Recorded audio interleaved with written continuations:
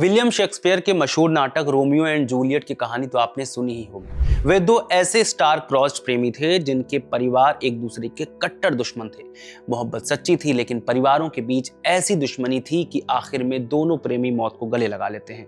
आज सदियों बाद भारत की सबसे बड़ी अदालत यानी सुप्रीम कोर्ट के गलियारों में फिर से रोमियो एंड जूलियट का नाम गूंज रहा है। कारण इलाहाबाद हाई कोर्ट का एक फैसला, जिसमें यौन शोषण से जुड़े एक मामले में अदालत ने लड़के को रिहा कर दिया क्योंकि लड़की की ओर से बताई जा रही उम्र और उसके स्कूल के सर्टिफिकेट में काफी अंतर था। यह फैसला यूपी सरकार को ठीक नहीं लगा। उसे लगा कि मामला पॉक्सो एक्ट का है और इसी के तहत फैसला सुनाया जाना चाहिए था। ऐसे में यूपी सरकार ने सुप्रीम कोर्ट में इलाहाबाद हाई कोर्ट के फैसले के खिलाफ अपील की, जिसे सुनते हुए सुप्रीम कोर्ट ने सरकार को निर्देश दिए, समाज की सच्चाई और कागजों की सच्चाई में फर्क को समझा और क्लॉज इंट्रोड्यूस किया, रोमियो जूलियट क्लॉज। ये रोमियो जूलियट क्लॉज की जरूरत क्या है और ये है क्या, ये किस तरह काम करेगा, पॉक्सो एक्ट पहले कैसा था, अब इस क्लॉज के जुड़ने के बाद कैसा हो जाएगा। नमस्कार, मेरा नाम है रविशंकर, आप देख रहे हैं खबरगांव। ये पूरी कहानी शुरू हुई उत्तर प्रदेश के शामली के एक मामले से, जिसका जिक्र हमने शुरुआत में किया। आरोप था कि नाबालिग लड़की से एक शख्स ने कई बार रेप किया और कट्टे के दम पर उसके अश्लील वीडियो बना लिए, जिसके जरिए वो लड़की को ब्लैकमेल भी करता था। इस ब्लैकमेलिंग के दम पर वो 6 महीने तक नाबालिग लड़की से रेप करता रहा। 2 दिसंबर 2024 को मामले में FIR लिखी गई। मामला सेशन कोर्ट में गया, जहां आरोपी की जमानत याचिका खारिज कर दी गई। मगर अप्रैल 2025 में इलाहाबाद हाई कोर्ट ने कुछ तर्कों के साथ आरोपी को जमानत दे दी। जैसे लड़की की उम्र कंफर्म नहीं थी, माने वो 18 साल से ज्यादा हो सकती थी, यानी पॉक्सो एक्ट नहीं लगता। दर्शक जानते ही हैं कि पॉक्सो एक्ट नाबालिगों के मामले में लगाया जाता है। हाई कोर्ट ने यह भी कहा कि पॉक्सो एक्ट के हर केस में जांच की शुरुआत में ही पीड़ित का मेडिकल एज डिटर्मिनेशन टेस्ट यानी उम्र तय करने वाली डॉक्टरी जांच अनिवार्य रूप से कराई जाए और उसकी रिपोर्ट बेल की सुनवाई के दौरान कोर्ट में पेश की जाए। यूपी सरकार इस फैसले के खिलाफ सुप्रीम कोर्ट चली गई। सुप्रीम कोर्ट के जस्टिस संजय करोल और जस्टिस N कोटेश्वर सिंह की बेंच ने इस मामले की सुनवाई की। डबल बेंच ने आरोपी की जमानत तो बरकरार रखी, लेकिन हाई कोर्ट के इस निर्देश पर रोक लगा दी कि पॉक्सो एक्ट का मामला बनाते वक्त ही पीड़ित की उम्र की जांच होनी चाहिए। इसी दौरान कोर्ट ने एक बहुत बड़ी समस्या की ओर ध्यान दिलाया कि कैसे पॉक्सो एक्ट, जो बच्चों को बचाने के लिए बना था, अब टीन एज कपल्स के खिलाफ एक हथियार की तरह इस्तेमाल हो रहा है। यानी पहले ये समझ लेते हैं कि पॉक्सो एक्ट में क्या होता है। पॉक्सो या protection of children from sexual offences act है, जैसे 2012 में बच्चों को यौन शोषण से बचाने के लिए बनाया गया था। इस कानून की सबसे खास और सख्त बात यह है कि इसमें सहमति का कोई मतलब नहीं होता। कानून की नज़र में 18 साल से कम उम्र का हर इंसान बच्चा है। अगर किसी ने 18 साल से कम उम्र के बच्चे के साथ शारीरिक संबंध बनाए हैं तो वो रेप माना जाएगा, भले ही लड़की ने अपनी मर्जी से ऐसा किया हो। जबकि 2012 से पहले भारत में लड़कियों के लिए सहमति की उम्र 16 साल थी, जिसे पॉक्सो एक्ट आने के बाद बढ़ाकर 18 साल कर दिया गया। लेकिन समाज की हकीकत कुछ और ही है। NGO एनफोल्ड इंडिया की एक स्टडी के मुताबिक असम, महाराष्ट्र और पश्चिम बंगाल में पॉक्सो के कुल मामलों में से 24.3% मामले किशोरों के बीच आपसी सहमति वाले रिश्ते थे। इनमें से 80.2% केस लड़की के माता पिता ने तब दर्ज कराए थे जब लड़की ने उनकी मर्जी के खिलाफ किसी लड़के से रिश्ता रखा। ऐसे में होता यह है कि लड़का जेल चला जाता है और लड़की को एक ऐसी पीड़िता माना जाता है जो अपनी मर्जी बताने के लायक ही नहीं है। इसी स्थिति को सुप्रीम कोर्ट ने कानून का हथियार बनाया, यानी वेपनाइजेशन ऑफ लेजिस्लेशन कहा है।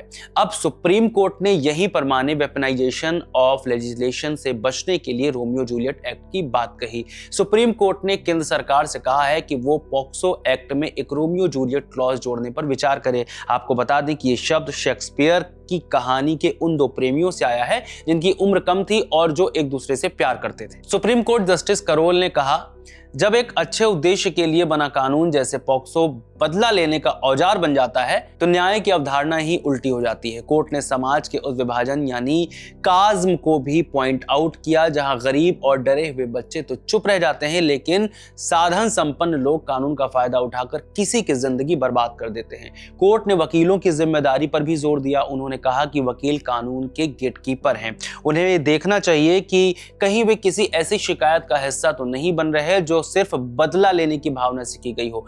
एक वकील की जिम्मेदारी सिर्फ केस जीतना नहीं बल्कि ये सुनिश्चित करना भी है कि कानून का दुरुपयोग ना हो। अब सवाल कि क्या होगा इस क्लॉज में और कैसे काम करेगा, तो ये पॉइंटर्स में समझिए। सबसे पहले उम्र का कम अंतर। अगर लड़का और लड़की दोनों ही किशोर हैं, मतलब 18 साल से कम है और उनकी उम्र के बीच का अंतर बहुत कम है, आमतौर पर 2 से 5 साल, तो क्रिमिनल केस नहीं चलेगा। न्यूनतम उम्र की सीमा। कुछ प्रस्तावों के अनुसार यदि लड़का और लड़की दोनों की उम्र कम से कम 16 साल है और उनके बीच उम्र का फासला 3 साल से ज्यादा नहीं है, तो उन पर आपराधिक मुकदमा नहीं चलेगा।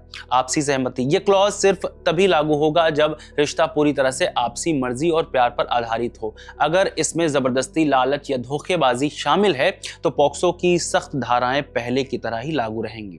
बदला लेने पर रोक। कोर्ट ने यह भी सुझाव दिया है कि ऐसा सिस्टम बनाया जाए जिससे उन लोगों के खिलाफ भी कार्रवाई हो सके जो आपसी रंजिश निकालने या किसी रिश्ते को खत्म करने के लिए पॉक्सो जैसे सख्त कानून का गलत इस्तेमाल करते हैं। इन सब के बावजूद बहुत लोगों को यह गलतफहमी हो सकती है कि रोमियो जूलियट एक्ट कानून का रूप ले सकता है और पॉक्सो एक्ट का असर कम पड़ जाएगा या फिर खत्म हो जाएगा, लेकिन ऐसा नहीं है। कोर्ट ने कुछ सुझाव भर दिए हैं। ऐसे में हमें दोनों के बीच अंतर समझना बहुत जरूरी है। जैसे पॉक्सो एक्ट, यहाँ 18 साल की उम्र एक पत्थर की लकीर है। अगर आप 17 साल और 364 दिन के हैं तब भी आपकी सहमति कानून की नजर में शून्य या बेकार है। ये कानून मानता है कि बच्चे अपनी रक्षा खुद नहीं कर सकते, इसलिए उन पर किसी भी तरह का शारीरिक हमला संगीन जुर्म है। ये क्लॉज मानता है कि किशोरावस्था बदलाव का दौर है जहां बच्चे धीरे धीरे अपनी मर्जी समझने लगते हैं। ये कानून और समाज की हकीकत के बीच एक पुल का काम करता है। ये उन रिश्तों को क्रिमिनल होने से बचाता है जो शोषण के लिए नहीं बल्कि प्राकृतिक आकर्षण की वजह से बने हैं। सरल शब्दों में कहें तो पॉक्सो एक्ट एक ढाल है जो बच्चों को शिकायतों से बचाती है, जबकि रोमियो जूलियट क्लॉज ये सुनिश्चित करता है कि यह ढाल उन बच्चों के लिए बेड़ियां न बन जाएं जो सिर्फ प्यार में है। ये तो रहा पॉक्सो एक्ट में रोमियो जूलियट एक्ट जोड़ने का कारण जो सुप्रीम कोर्ट करना चाहता है, जिसे कोर्ट ने समझाया भी। भले ही भारत के लिए ये सोच नहीं हो सकती है, लेकिन कई देशों में ये पहले से लागू है। चलिए बताते हैं।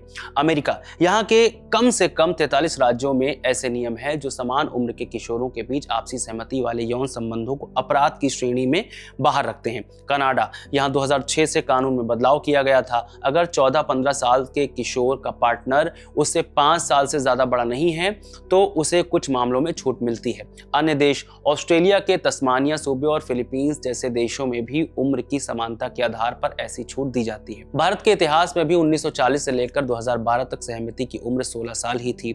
मद्रास हाईकोर्ट ने 2019 में एक मामले में सुझाव दिया था कि टीनेजर्स के बीच का आकर्षण जैविक आकर्षण माने बायोलॉजिकल अट्रैक्शन है और कानून को इसे लेकर थोड़ा लचीला होना चाहिए। कोर्ट ने यहां तक कहा था कि अगर हम पॉक्सो को बहुत सख्ती से लागू करेंगे तो इसका मतलब यह होगा कि हर 18 साल से कम उम्र के बच्चे का शरीर राज्य की संपत्ति है और उसे अपनी मर्जी चलाने का कोई हक नहीं है। कुल मिलाकर देखा जाए तो यह कहना ही बेबुनियाद है कि रोमियो जूलियट एक्ट पॉक्सो को कमजोर करेगा। इसका मकसद सिर्फ इतना है कि उन युवाओं को जेल में सड़ने से बचाया जा सके जिन्होंने कोई हिंसा नहीं की, बल्कि सिर्फ एक ऐसी उम्र में कदम रखा है जहां दिल और भावनाओं पर काबू पाना मुश्किल होता है। आज स्थिति यह है कि छोटी उम्र के लड़के सिर्फ इसलिए जेलों में बंद हैं क्योंकि लड़की के परिवार वाले उनके रिश्ते के खिलाफ थे। रोमियो जूलियट क्लॉज एक ऐसा रास्ता है जो बच्चों की सुरक्षा और उनकी बढ़ती ऑटोनॉमी के बीच एक सही संतुलन बनाता है। आपकी राय इस पर क्या है, हमें कमेंट करके जरूर बताएं। शुक्रिया।